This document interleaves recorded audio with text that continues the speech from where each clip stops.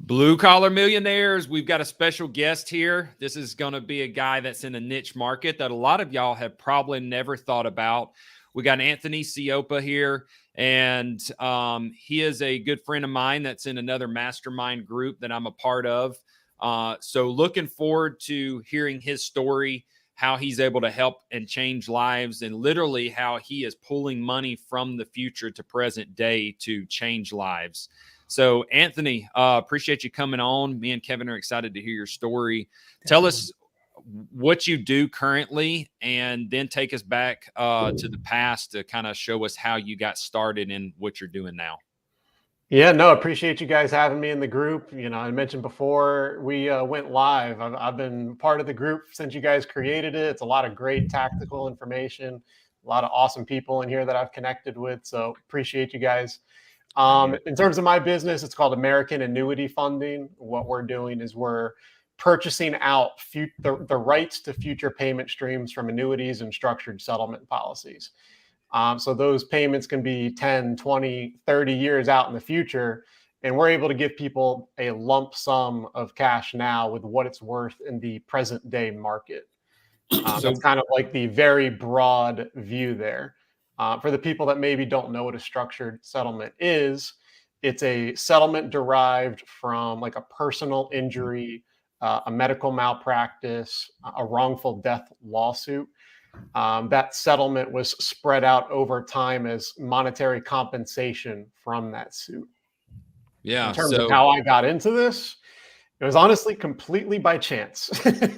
I was a couple years after college, I was sick and tired of being in a sales position in the construction field. I just wasn't enjoying it anymore. I did insulation, gutters, hurricane impact windows and doors down here in the South Florida market. And I just wanted something bigger, better, something to get away from the construction field. So I actually had a recruiter place me at a company down here in South Florida. At the time was a brand new startup. And I spent 2 years there, and I didn't even know what a structured settlement was myself when I got started. So I kind of learned everything from scratch as an account executive position there. I think that's important to highlight right there. I mean, a lot of people want to get out and they want to, make a lot of money and change their lives, but you really do need to understand the skill set to be able to do that. Maybe the skill set could be leadership, or it could be a skill set like you learned at a job. I heard Grant Cardone say one time, there's 2 reasons that you work for someone else. One is you're getting paid so much it makes sense to stay, or the other is to learn a skill set. And it sounds like that's exactly what you did. So you learned your skill set, and then where did you go? Yeah, so I after the construction sales positions, I did spend 2 years at this company performing at a very high level. I just knew that I always knew I wanted to like kind of be my own boss, whether it was a solopreneur or starting a business. I was always very entrepreneurial.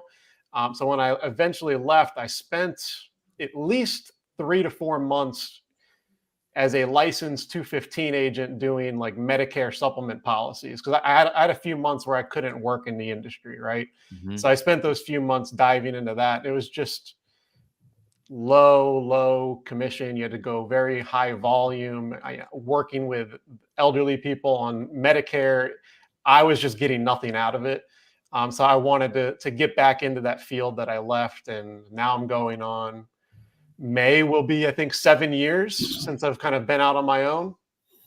Wow. How did you get back into the field then, and then do it on your own? Yeah, so I actually got started like as an individual broker.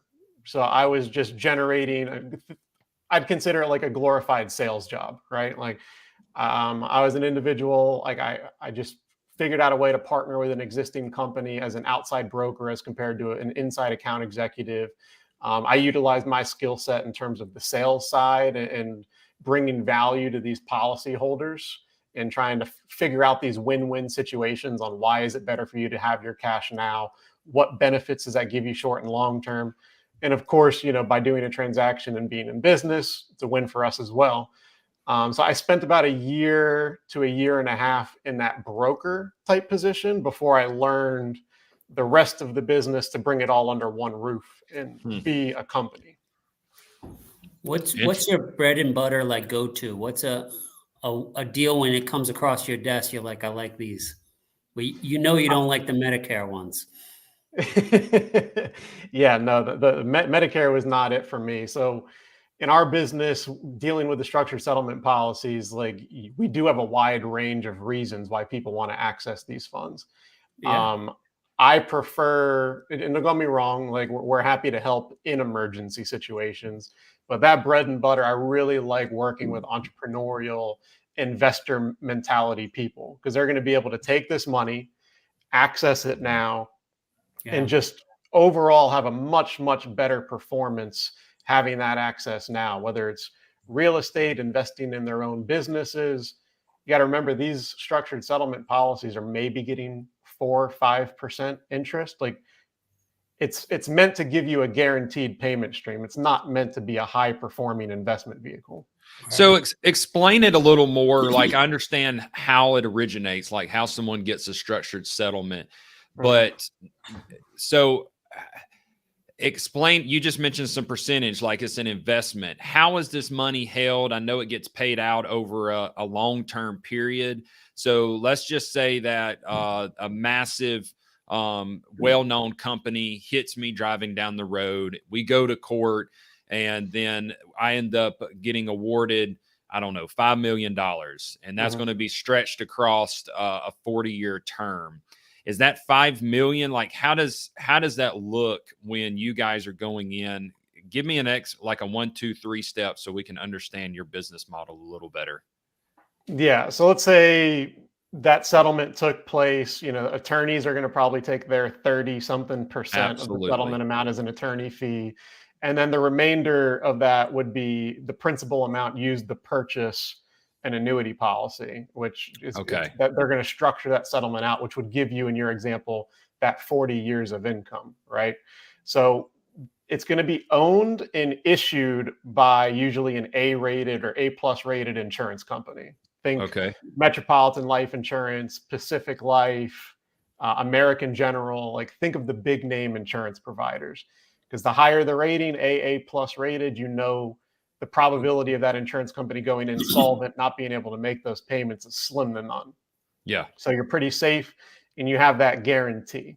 But unfortunately, those policies are set contractually to be inaccessible.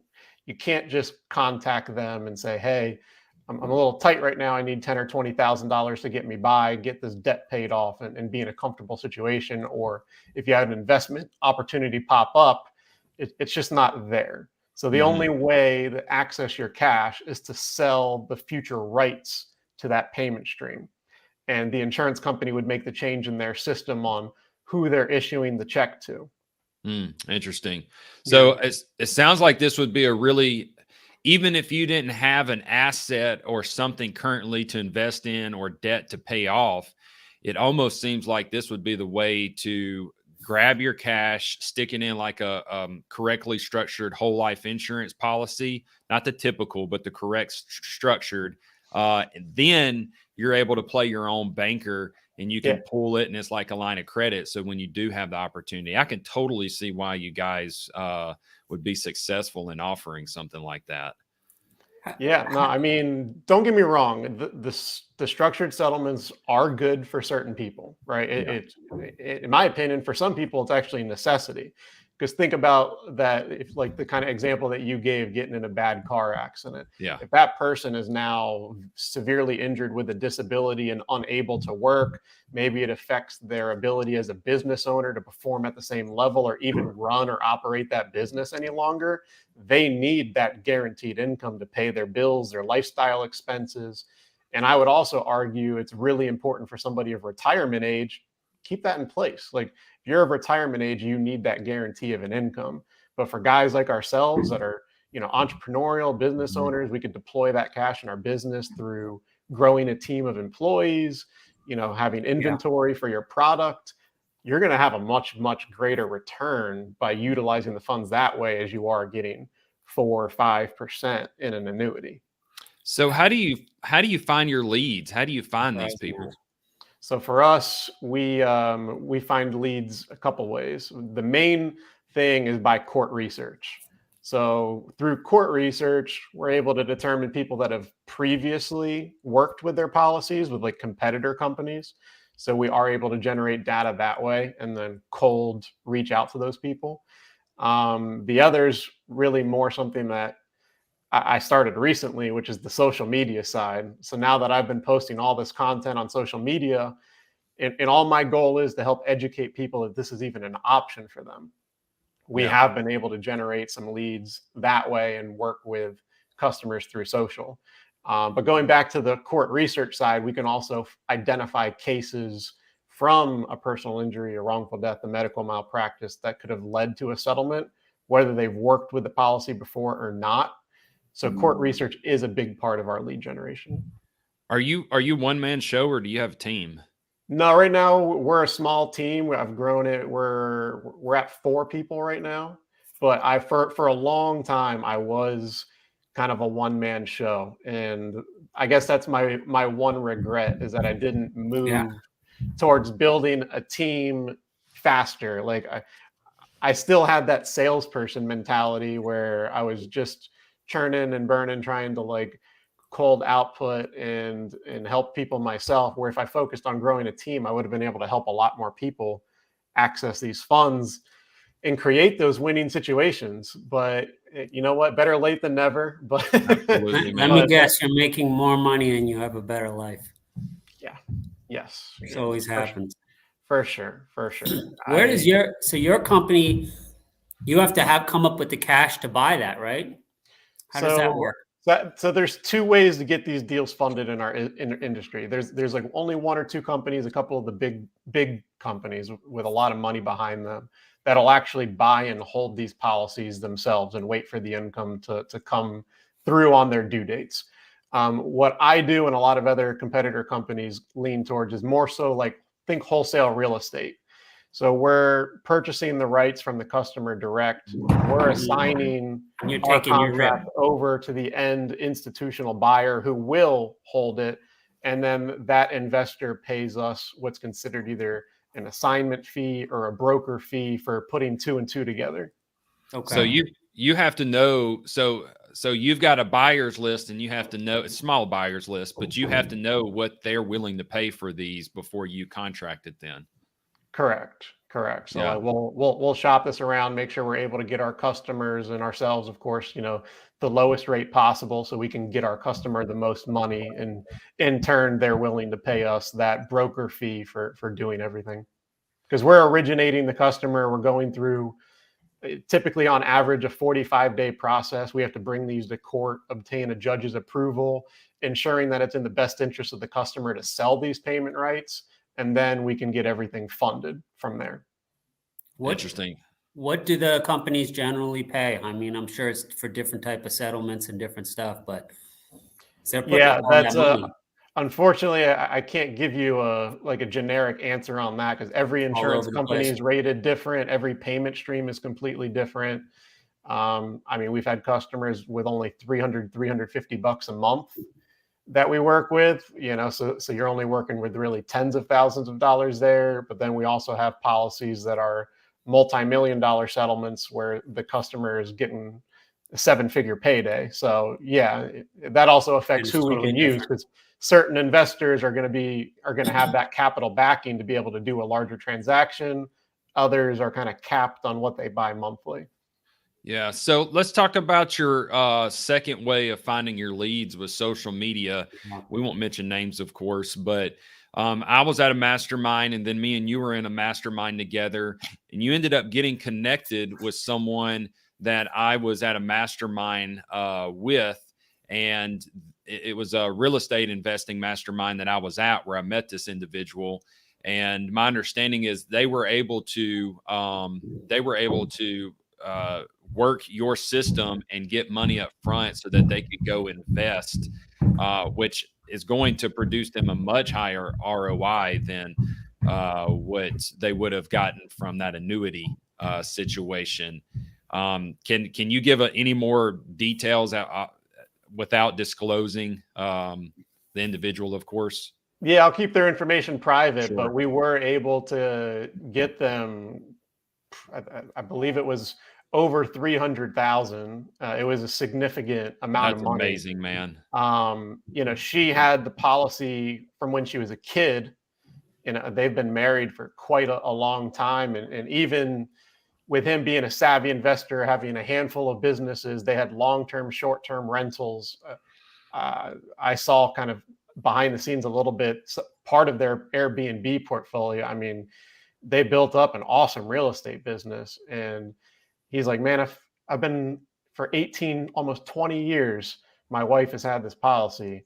And I just the other day thought about accessing cash now. And is this even a possible option? Because I can do so much more with this cash in our real estate business.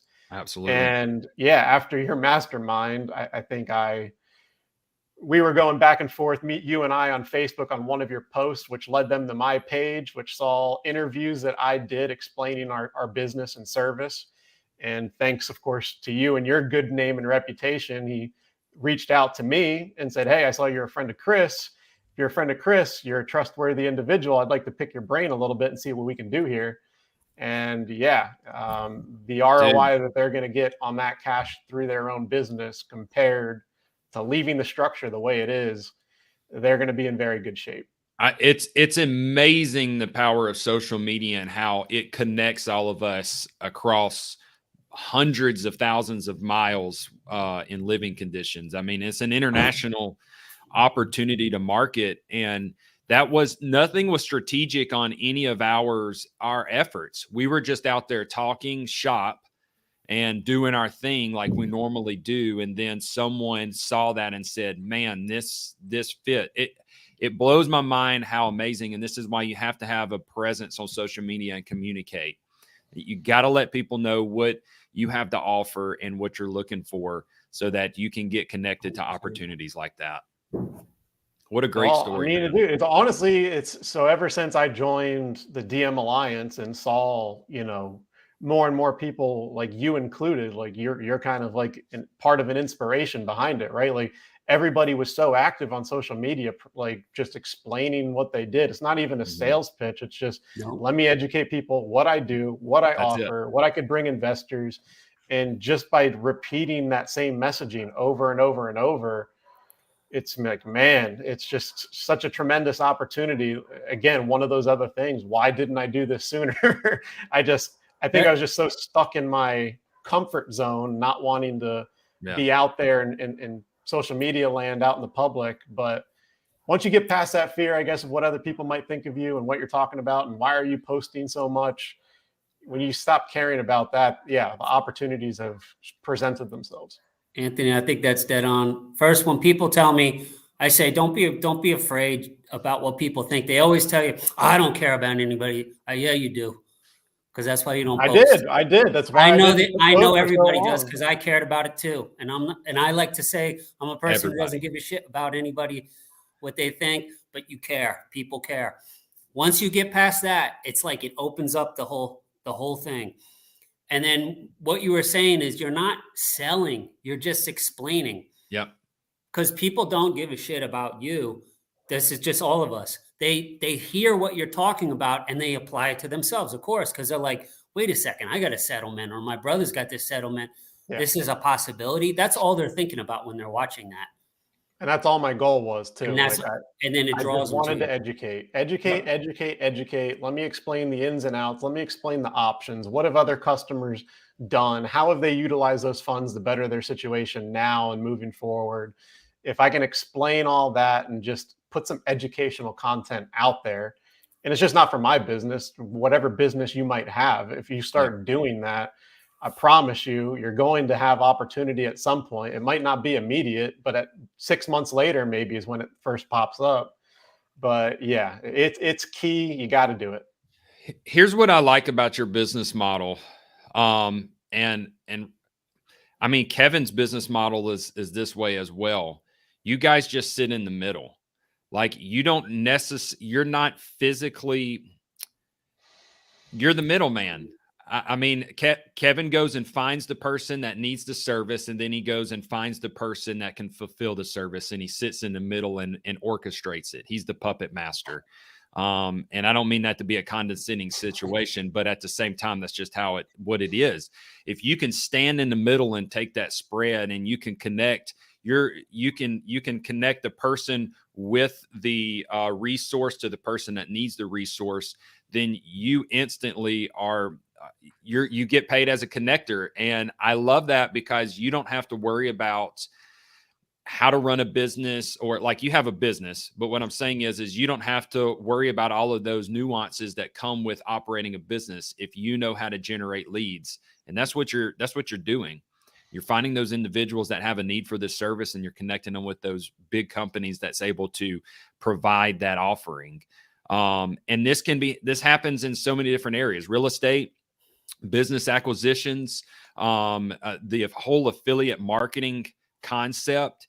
The more I really analyze and look at that, the more I realize I definitely know I made a mistake in starting up a business. But if I could be amazing at marketing and lead generation and networking and knowing who needs what and who has what to offer, then you put yourself in a position that you'll never be without money, because now you know the person that has what the other person needs.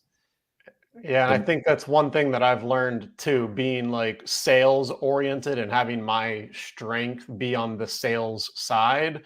I've definitely realized that marketing and having that marketing skill, in my opinion, at least, heavily outweighs the sales ability. Because if you can market, you're going to have lead generation and lead flow so great that you don't even know what to do with it all. Whether you could be the best salesperson in the world, but if you're only got a couple leads, you're swimming in a small pool as compared to an ocean if you're a marketer.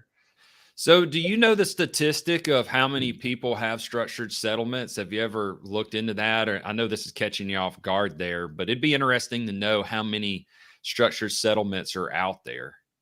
So I'm sure there are, millions of people out there that do have settlements. It is so specialty niche. Like our database, for example, I know we've been able to identify like 6 figures worth of people that have had these policies with a certainty.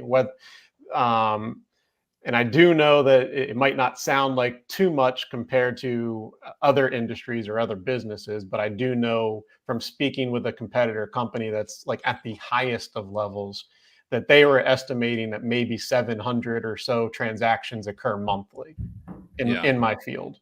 I mean, there's got to be a lot of them out there when you think about of all the billboards that you pass going down the highway of had a wreck, call whatever. I mean, those billboards are out there because those attorneys are making money, and typically their structure is they get paid on the back end. There's no upfront money. They analyze your case. If they think it's a case that they'll win, then they take it on and get paid on the back end a substantial amount.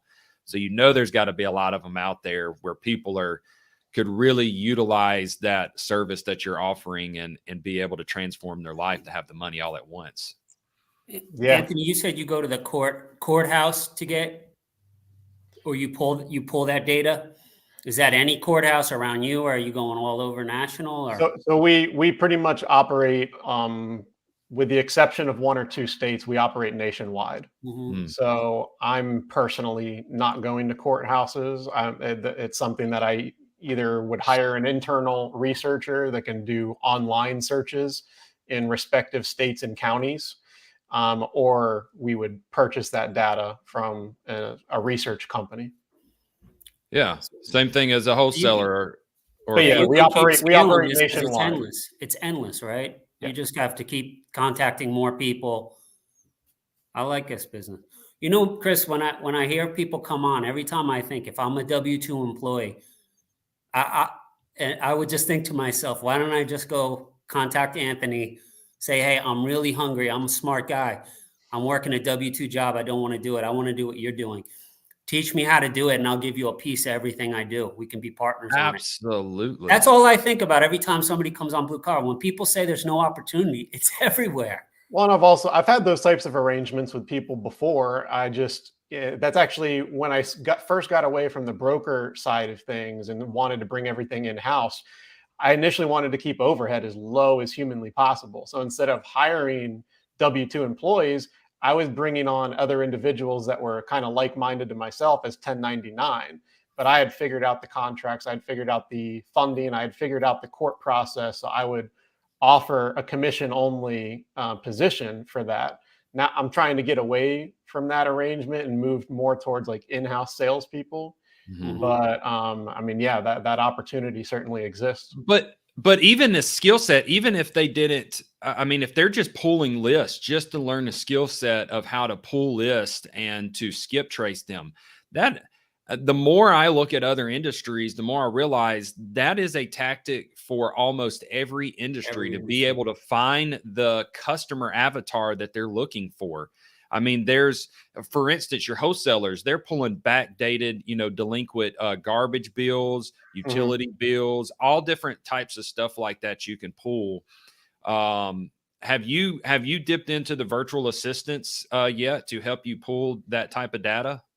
No, but I probably should be looking at that next, because my goal this year was I wanted to bring on 2 more like account executive positions. I've already brought on one of those. So I wanted to bring on 1 more account executive, and then after that, a research position. But if VAs is a better option as compared to somebody in-house, maybe that's a better route to go. You have a 20-minute conversation with Kevin and you'll have nothing but VAs. I love virtual assistants, and I love how easy it is to start and stop them. It's 1099. It's better for taxes. It's just a win-win. Touch on the taxes real quick, Kevin, so that Anthony gets enlightened for a second and everybody else that's watching. If you hire a virtual assistant from the Philippines, there's no taxes. No payroll. There's no payroll. No payroll tax. That's people insane. don't think about payroll. When you pay somebody 50 grand a year, it costs you a lot more than 50 grand, especially if they're in your office. Yep. It might cost you 75 when you're getting them a computer and you're getting them all these different things, but for sure it's going to cost you 57 or 58. What you could replace that person with 28,000 and it's clean, 28. Boom. Go get 2 of them. There's no way that person loses hiring 2 of those, but that's the big thing. That's why I don't want I just don't want all the payroll taxes. Yeah. It's wasted money. Yeah. And here's the thing. I don't even, my understanding, Kevin, is you don't even need to know how to do that. There's people out there that you can say, hey, here's the type of list I'm looking for, and I need it skip traced. And they know how to do it. They'll go out there and pull the data and bring you the fresh data. And then if you want them to cold call the data, you can get a different person to cold call it. I mean, it's opened my eyes up to a whole new world since I've met Kevin. Yeah, I would write it up on a document, like all the things you think you need about skip tracing, what your avatar looks like, and then post it, get a bunch of people worldwide who look at it and they're like, they know it's a slam dunk when they read it, because they've already done it for 17 other people. Then I look at their reviews. I see that they've earned money. They got 100% success rate. I do a 15-minute Zoom with them. They're telling me all kinds of stuff. You know if the person knows what they're talking about, and then I would let them run. Well, I might be picking your brain on that one day. Yeah, happy to do a call with you and talk to you about it. Yeah, we sat on a Zoom the other day with his virtual assistant. That's his executive assistants he just hired, and we were talking about the war room and getting a landing page, trying to get more automated with it. And Kevin said, "I don't know how to do that. Do you know how to do that, Tiara?" She goes, "Yes, I do." Yeah. And I was just like, this is fantastic. That's like, great. But this is leveraging. This is what we all should be doing, is we come up with the idea and the vision, because that's what we're great at. We're great at dreaming and we're great at critical thinking. And then we find those individuals that are fantastic at the skill sets to be able to do what we're looking for. And I don't know why we have such a hard time flipping that switch and playing in that role, but I guess because we're just go-getters, and I don't know, but that's the switch we have to flip to be able to have massive success. Yeah, I don't know either, but maybe it's when we're in the beginning stages of entrepreneurship and we are still trying to figure everything out. It's always like, how do I do this? How do I do that? Like, you want to cover all these bases. And for me, like, I used to hate reading, and I still don't really enjoy it, but I force myself to read now. But somehow along the way, like, I don't know if it was a video I watched or it was like his podcast, but I know Mark Evans like recommended Who Not How. And that was like the first kind of book in that genre that I really like dove into. and then followed it up with his book, which is kind of a similar take with Magician versus Mule. And just adapting that concept was a big game changer for me, trying to stop figuring out how to do everything, find the people that do know how to do it, and just utilize their skills, leverage their skills, and grow from there. Those two books, and then add E-Myth by Michael Gerber in there, which is kind of the technical aspect of how to find people to be the who, not how, and how to create the systems. And it could change your life. Those 3 books are huge for me. You know, even when I met Mark and when I read that book, I was still doing a lot of mule shit.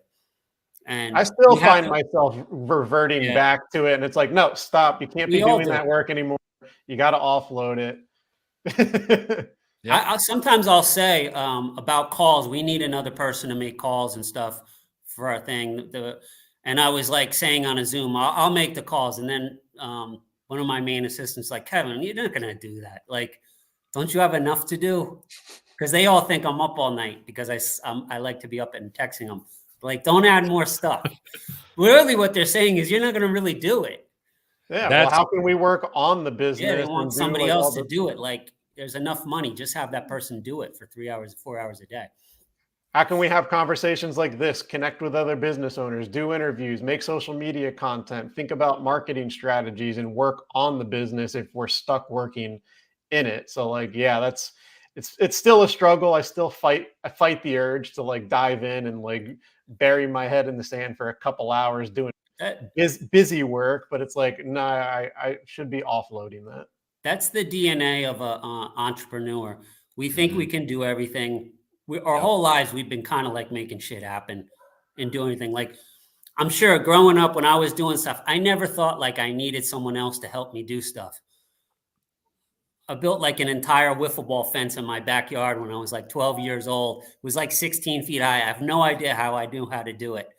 I just figured that shit out. All my friends used to just stand around and watch me, waiting for me to tell them the next thing to do. I didn't know I was an entrepreneur at that time, you know, like I was really just figuring it out. And then a lot of employees will always tell you that's not part of my job, or I don't know how to do it. They're almost so happy to not know how to do stuff. So I think that mentality of us always wanting to do it, we end up just like, oh, I'll do it myself. But it's not a great life like that. It's needed in the beginning, but not long term. Yeah. Agreed. Definitely. That's the maturity level of an entrepreneur, when we realize how to delegate and that people can actually do it better than us. We just need to find those people. The problem is we're trying to find the cheapest person to hire. Therefore, they aren't the ones that are qualified and highly skilled. Same thing with business, man. You can either build it or you buy it.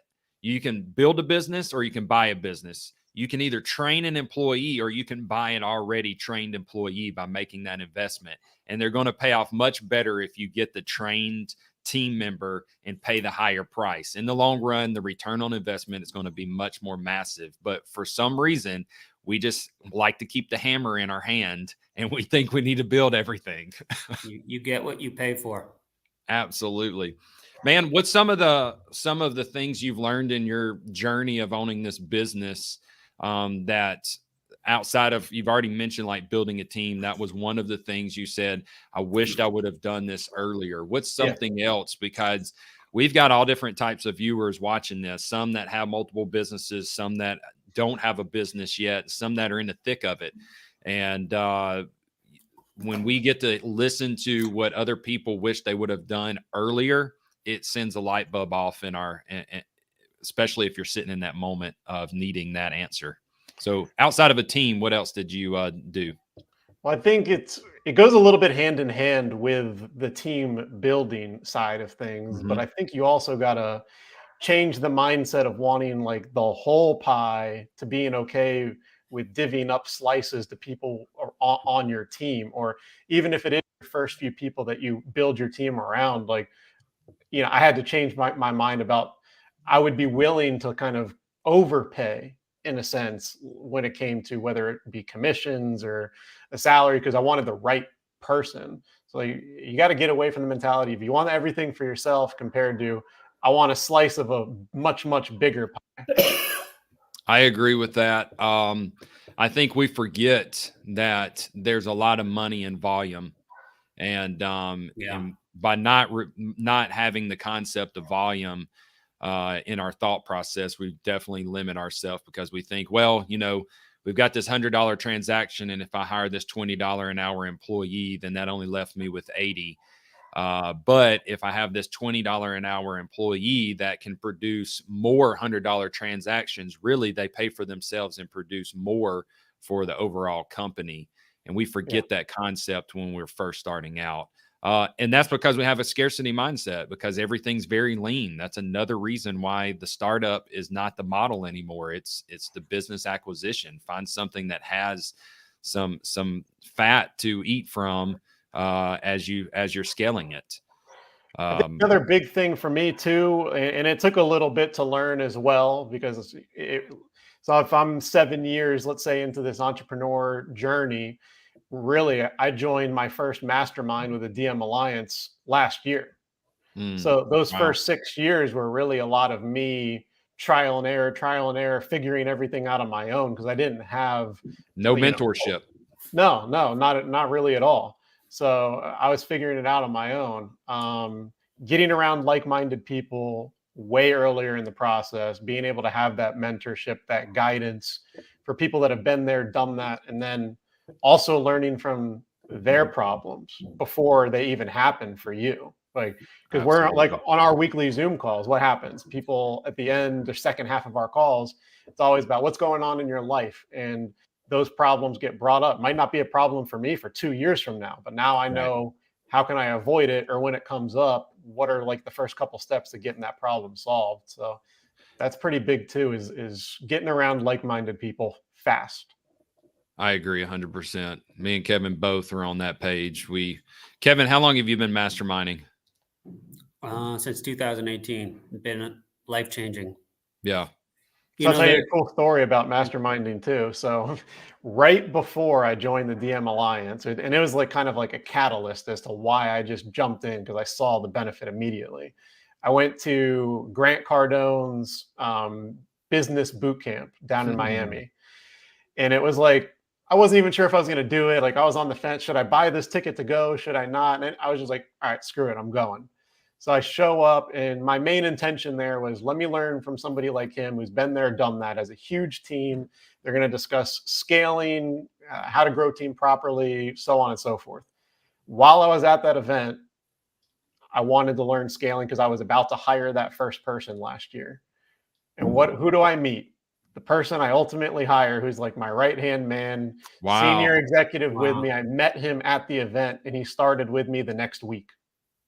Yeah. And I was like, man, getting around like-minded people is huge. I don't know why I'm even on the fence. I need to hop in the DM Alliance immediately, because look what happened just by going to this one networking event, which is really the second thing I ever did. Because the only other networking event that I did prior to that was Matt Garabedian got me to go on the yacht excursion with him and Mark, like about a year and a half or so ago now. Oh, you went on that?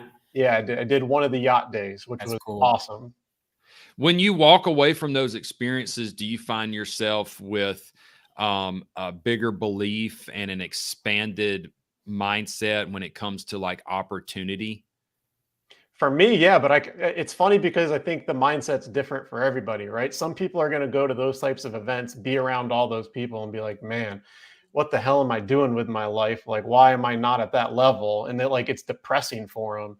But me, yeah, I get motivated. I'm like, man, look what these people are doing. Like, they're extremely successful. They're making X amount. They're like operating at 100 times level. Like, why is that not possible for me?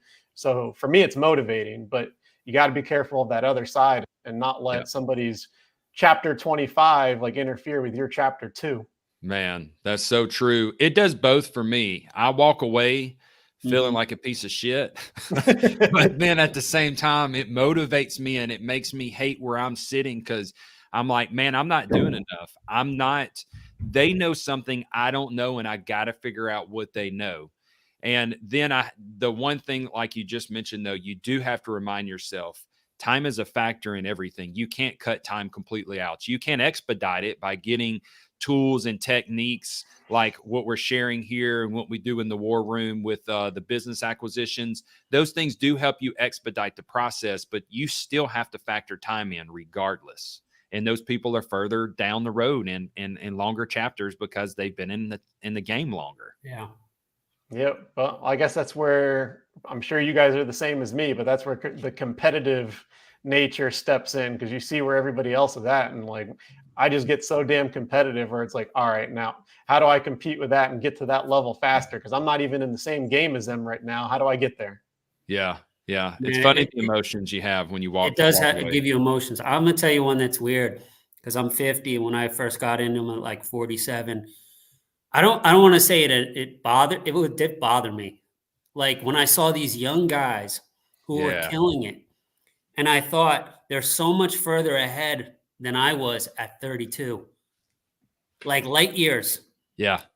And I don't know, it just bothered me. It was like, why didn't I do this? Why? And then you tell yourself, well, it wasn't around. There was no such thing as mentoring and I just see like they're so far ahead. Perfect example is Mike Burns. Yep. I think he's 34 or 35. Like his mindset and everything, it's so way further ahead than what I was doing.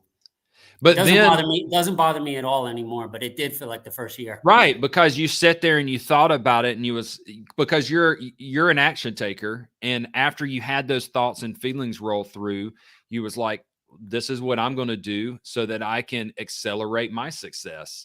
And you just started plugging in the more and getting around more like-minded individuals. It's like what you've told me before. Your mama said, yeah, you used to hang out with losers. You would try to bring losers into your company and train them up, and you never could. And now you've switched that philosophy of, man, I'm going to win with winners. Like, I'm not going to have anybody come within my organization or my tribe unless they're a winner already. That makeup is inside of them. My mom said, she says rough stuff sometimes, Anthony. It was funny. I said, yeah, I heard this thing, win with winners. She says, well, you're doing it now. But she's like, your whole life you've been winning with losers. She's like, it is hard to watch.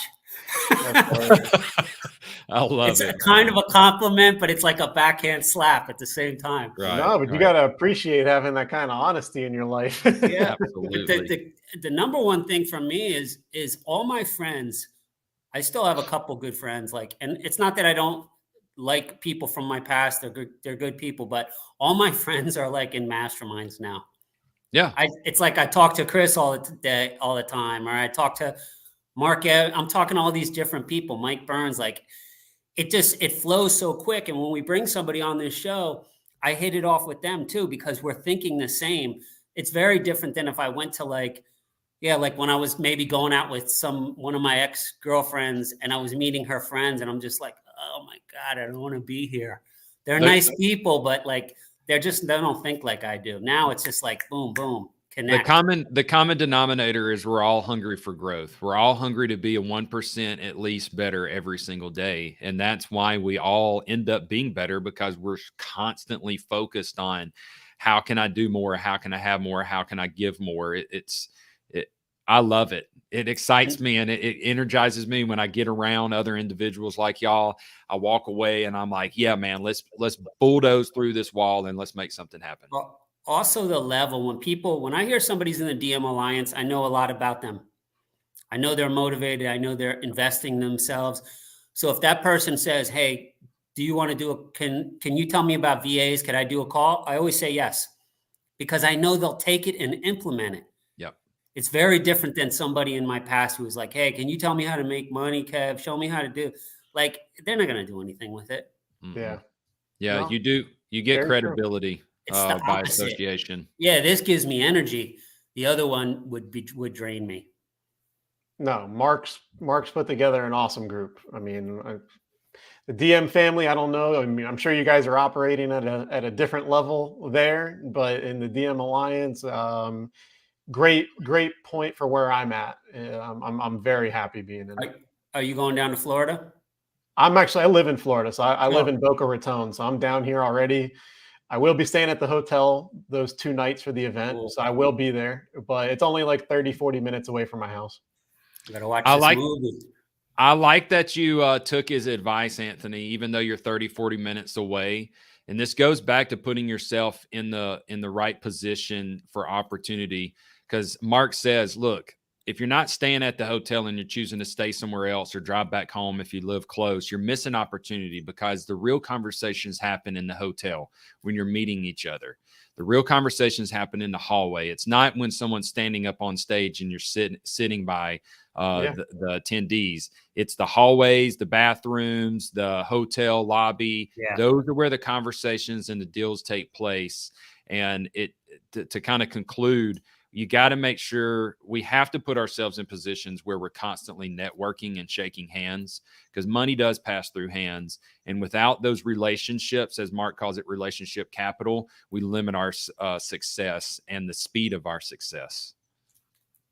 I agree. And yeah, no, I'm with you 100%. I mean, I saw the difference right away at the Cleveland event, like going up there, staying at the hotel. I mean, I met people in the elevator going up to my room that turned out joining the DM Alliance like 4 months later. And it's like, oh, wow. Hey, I remember meeting you at the elevator. Now you're in the group. How's it going, man? That was so fun. Yeah, it's funny the way that it happens. So after Cleveland, I was like, yeah, it's not even a question. I got to book the hotel. Awesome. Got to be there.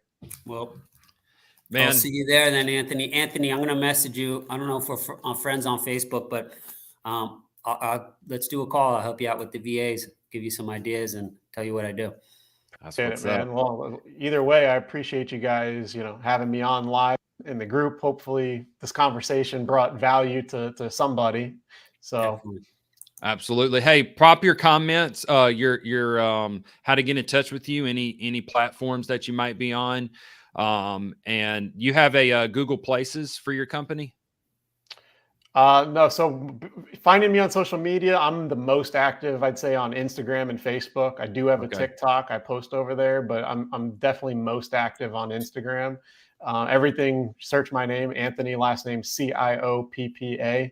And I do have business pages for American annuity funding. Everything's connected through the website. As well as if you just search American annuity funding on any platform. I do have a Facebook group.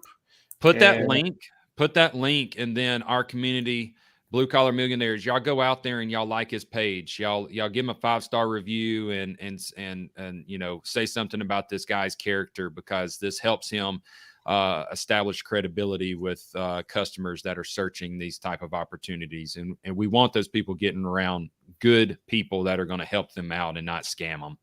So Anthony, man, appreciate the time. Anthony.